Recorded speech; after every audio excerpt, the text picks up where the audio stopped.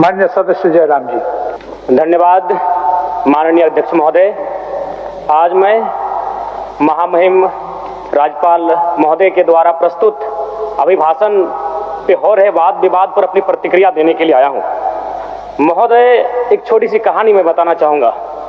एक महिला थी, उसकी छोटी बच्ची जिसकी उम्र 5 वर्ष थी, वो अपनी माँ से आकर पूछती है कि माँ, छोटे भाई का मृत्यु कब होगा? तो माँ ने पूछा कि बेटी तुम ऐसा क्यों कह रही हो, अपने छोटे भाई को मरने के लिए क्यों कह रही हो? तो छोटी सी गुड़िया ने कहा कि माँ, बड़े भाई की जब मृत्यु हुई थी तो बहुत सारे लोग हमें खाना देने के लिए आए थे, हमारे घर में भोजन नहीं था, हमें कपड़े नहीं था, तो बहुत सारे लोग हमसे मिलने आए थे और हमें खाना देकर गए थे। और मैं चाहती हूँ कि छोटा भाई भी अगर मर जाएगा तो शायद बहुत सारे लोग आएंगे, हमें भोजन देंगे, हमें खाना देंगे, हमें कपड़े देंगे, क्योंकि हम 4-5 दिनों से भूखे हैं। महोदय, आज यही भाव कोयलांचल के हर एक रैयतों के घर में है कि जब भी हमारी जमीनों का अधिग्रहण होगा, जब कोई कंपनी हमारी जमीन का अधिग्रहण माइंस के लिए करेगी और जब माफियाओं के द्वारा उन पर लाठीचार्ज होगा, उनके लठेत के माध्यम से उन पर हमला होगा, तो कोयलांचल के रैयत चाहते हैं कि साथ साथ में 2-4 IAS IPS को भी चोट लगे। क्यों लगे? न विगत कुछ दिन पहले बागमारा में एक घटना घटी थी, हिलटॉप कंपनी का मामला था।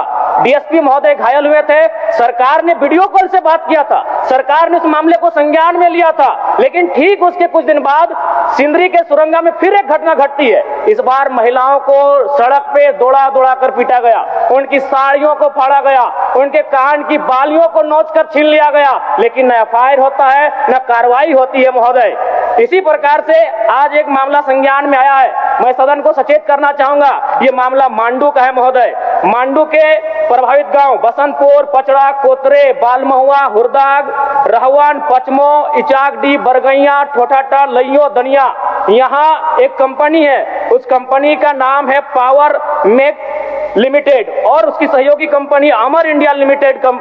इनके माध्यम से खनन का कार्य होना है। अध्यक्ष महोदय, विगत 2-3 दिनों से लगभग 500 की संख्या में महिलाएं धरने पर बैठी हैं। ये मामला मैं सरकार को आपके माध्यम से संज्ञान में देना चाहता हूं। अगर सरकार संवेदनशील है, क्योंकि लॉ एंड ऑर्डर की बात करती है, ये सामाजिक न्याय की बात करती है, विधि कानून की बात करती है, तो भारतीय संविधान आर्टिकल 14 कानून के समझ सबको बराबरी की बात करता है। एक DSP घायल हुए, आपने लॉ एंड ऑर्डर को हाथ में लिया, DIG IG ने मार्च किया, DSP ने संज्ञान में लिया, DC घटनास्थल पर गई, लेकिन जब ग्रामीणों को पीटा जाता है, जब ग्रामीणों की जमीनों को जबरन लिया जाता है, कानून अपनी प्रतिक्रिया क्यों नहीं देता? अध्यक्ष महोदय, इसलिए मैं ये गंभीर मामला आपके संज्ञान में देना चाहता हूं।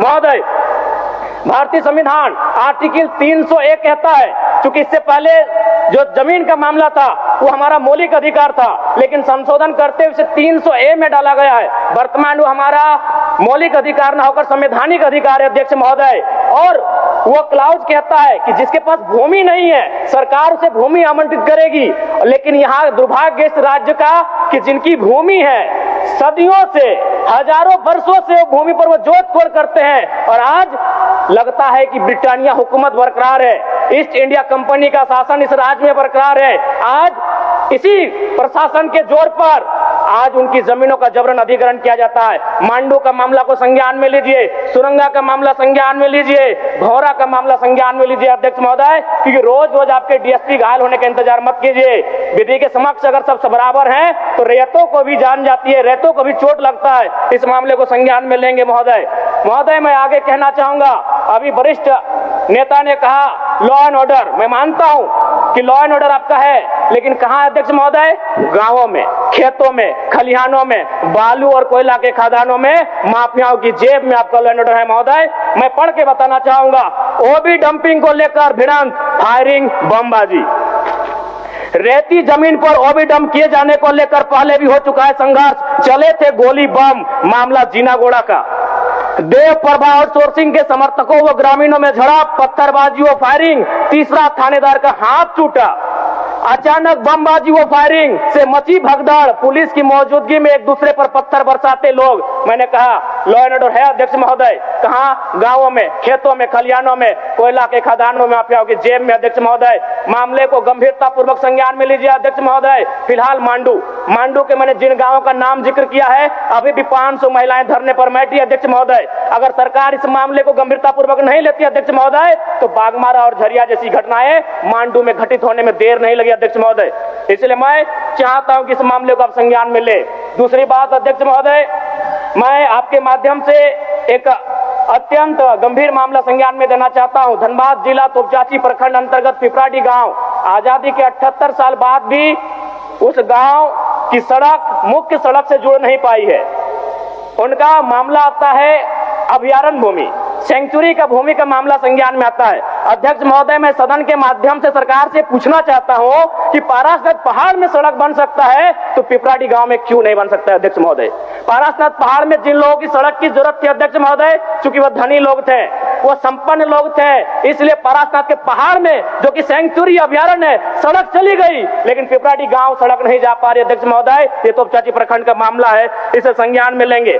दूसरी बात अध्यक्ष महोदय, जो विषय मैंने कहा 300A में स्पष्ट है कि राज्य अपनी विधायकी शक्ति का उपयोग करके संपत्ति के अधिकारों को सीमित, कम या बदल कर सकता है। इसलिए आपसे आग्रह होगा, जो भी मामले भूमि संबंधित खासकर खनन क्षेत्रों से आते हैं उसके लिए आप एक पोर्टल बनाए अध्यक्ष महोदय, एक शिकायत पत्रिका बनाए अध्यक्ष महोदय, क्योंकि मामला बहुत ही हिंसक रूप धारण कर लेता है। मैं उस क्षेत्र से आता हूं, मैं कोयलांचल के क्षेत्र से आता हूं अध्यक्ष महोदय, मैं रोज बमबारी, गोली, तमाम घटनाओं को देखता हूं, सुनता हूं अध्यक्ष महोदय, और आम व्यक्ति की कहीं सुनी नहीं जाती है। इसलिए आपके माध्यम से सरकार से मेरा आग्रह होगा, ऐसे विषयों पर सरकार गंभीर रहे। अगर गंभीर नहीं रहती है तो अप्रिय और अनहोनी घटना होने में देर नहीं लगी अध्यक्ष महोदय। धन्यवाद अध्यक्ष महोदय, बहुत बहुत धन्यवाद। विश्व स्तरीय मेडिकल सुविधाओं से युक्त रांची का देवनिका हॉस्पिटल, जहां है neonatal ICU, burn intensive care unit, modular operation theatre, 24/7 emergency trauma service,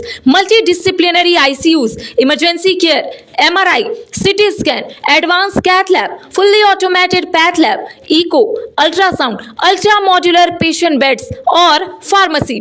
देवनिका hospital and research centre, किफायती दर पर विश्व स्तरीय इलाज, ancillary Chowk, Tupudana industrial area, Ranchi.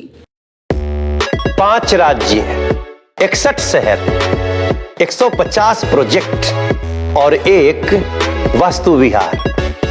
नई सोच, नया घर, बनाए रखिए अपना प्यार, सेवा में है वास्तु विहार।